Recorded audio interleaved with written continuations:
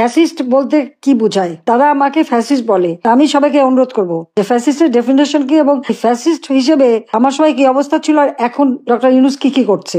Fascist খেতাবটা তো তারই পাওনা, সেই সাথে জঙ্গি, যতটা জঙ্গি সন্ত্রাসী সবাইকে সে মুক্তি দিয়ে দিয়েছে। এই সময় তিনি এখন আরেকটা কাজ শুরু করছেন, সেটা হলো কি, তার যে ওই যে মিথ্যা কথা তৈরি করে করে বাজারে ছাড়া, সোশ্যাল মিডিয়াতে ছাড়ার যে মেকানিজমটা আছে সেইটা এখন কাজে লাগাচ্ছে। এখন বসে বসে ওই অবৈধ ক্ষমতা দখলকারী সে যেটা কাজ করবে সেটা হলো ইউনূসকে আরো ক্ষমতায় দেখতে চাই, নির্বাচন না ইউনূসের ক্ষমতা। এখন যখন নির্বাচনের দাবি তুলছে, যদিও আমি পদত্যাগ করি নাই, আমি এখনো সংবিধান মোতাবেক ক্ষমতায় রয়েছি, সেখানে জোর করে সরানো হয়েছে, সেখানে এখন তার প্রচেষ্টা যে এমন ভাবে সে একটা জনমত সৃষ্টি করবে যার মাধ্যমে তারা প্রচার করবে যে না আমরা ইসে চাই, ইউনূসকে চাই, ইলেকশন চাই না, এই জাতীয় এগুলি সব তৈরি হবে নিজেরাই। ওখানে তার ওই মিথ্যা কথা বলার যে লোকগুলি ভাড়া করে অনেক টাকা দিয়ে বসে রেখেছে, সেখানে বসে বসে এই কথাগুলি তারা তৈরি করবে, এই কন্টেন্ট তৈরি করে করে সব জায়গায় ছাড়বে যে না যাতে তার আর ক্ষমতার থেকে যাওয়া না লাগে। এটাই হচ্ছে তার এখন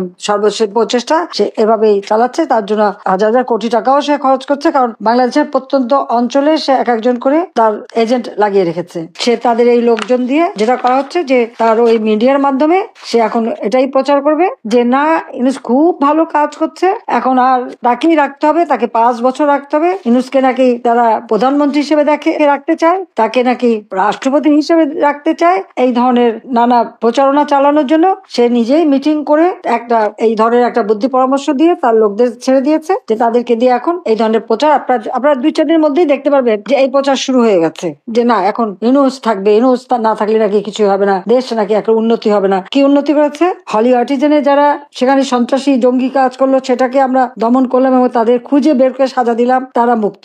সেখানে যে 29 জন মানুষ মারা গেল, এটার কি জবাব দেবে সে? বিডিআরে বিদ্রোহ, গ্রেপ্তার করা হলো, মামলা দেওয়া হলো, বিচার করা হয়েছে, কিন্তু যারা আমাদের সেনাবাহিনীর সদস্যদেরকে বিডিআরে হত্যা করলো তাদের সবাইকে মুক্তি দিয়ে দেওয়া হয়েছে। তাদেরকে মুক্তি দেওয়া, তাদের জামিন দেওয়ার জন্য ব্যস্ত, কিছু দেওয়া হয়েছে, আরো দেওয়া হবে। কারণটা কি? 21 আগস্ট গ্রেনেড হামলা করে আমাকে সহ আমাদের আওয়ামী লীগের নেতাকর্মী হত্যার চেষ্টা। হ্যাঁ বেঁচে গেছি আমি, কিন্তু আমার তো ওখানে 22 জন নেতাকর্মী আইভি রহমান সহ মারা গেছে, 700-800 নেতাকর্মী আহত, এখনো অনেকের শরীরে স্প্লিন্টার।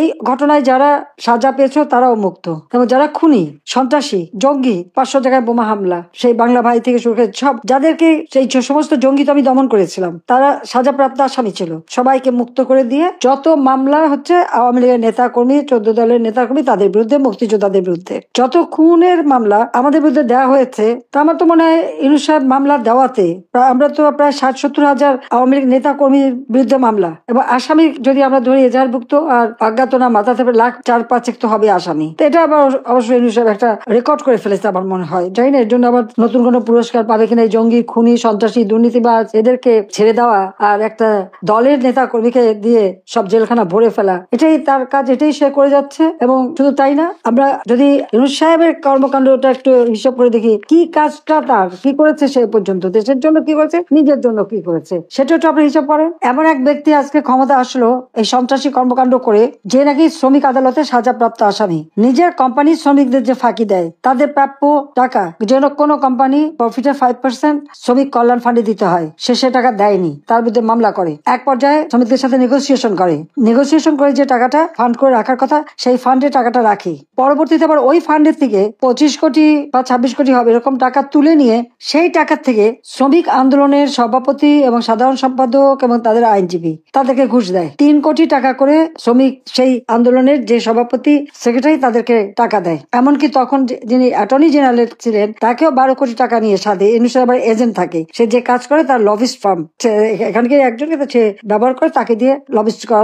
যখন অ্যাটর্নি জেনারেল কাছে গেল, সে তো অস্বীকার করলো, এবং তারপরে তিনি অস্বীকার করার পরে তো এই কথাটা বেরোলো যে কিভাবে ঘুষ সে দিয়ে গেছে। এবং শ্রমিক আদালতে শ্রমিকের মামলায় 6 মাসের জেল হয়েছে ইউনূসের। একটা সাজাপ্রাপ্ত শ্রমিক আদালতে শ্রমিকের অর্থ আত্মসাৎ করার দায়ে এবং শ্রমিকের অধিকার বঞ্চিত করার দায়ে যে লোকটি সাজাপ্রাপ্ত আসামি, কি দুর্ভাগ্য বাংলাদেশের, সে আজকে বাংলাদেশের ক্ষমতায় বসে আছে, তাও অবৈধভাবে, অসাংবিধানিক ভাবে, জনগণের ম্যান্ডেট না নিয়ে ক্ষমতা দখল করে বসে আছে। আজকে রাজনৈতিক দল হিসেবে আওয়ামী লীগ এবং আমাদের সহযোগী সংগঠনের নেতাকর্মী, তাদের মধ্যে মিথ্যা মামলা, হয়রানি, হত্যা, ছেলেকে পায়নি মাকে অ্যারেস্ট করে নিয়ে গেল, মা নামাজ পড়ছে, বাড়িতে ঢুকে তাকে মারলো, আগুন দিয়ে মা চাচি একসাথে মেরে তারপরে সেই ছেলেদের অ্যারেস্ট করে নিয়ে গেল। এখন যখন তার জারি জুরি ফাঁস হয়ে যাচ্ছে এবং চারিদিকে এখন মানুষ চাচ্ছে গণতন্ত্র ফিরে আসুক, কারণ এখন তো কোনো গণতন্ত্র নাই, কোনো নির্বাচিত সরকার ক্ষমতা নাই, জবরদস্তি করে ডাকাতি করে ক্ষমতা দখলকারী এখন বসে আছে ক্ষমতায়। এবং চারিদিকে যখন এমনকি সমস্ত দ্রব্যমূল্য বৃদ্ধি পেয়ে গেছে, মানুষের ক্রয় ক্ষমতা নাই, মানুষের জীবনের আবিষ্কার উঠে গেছে,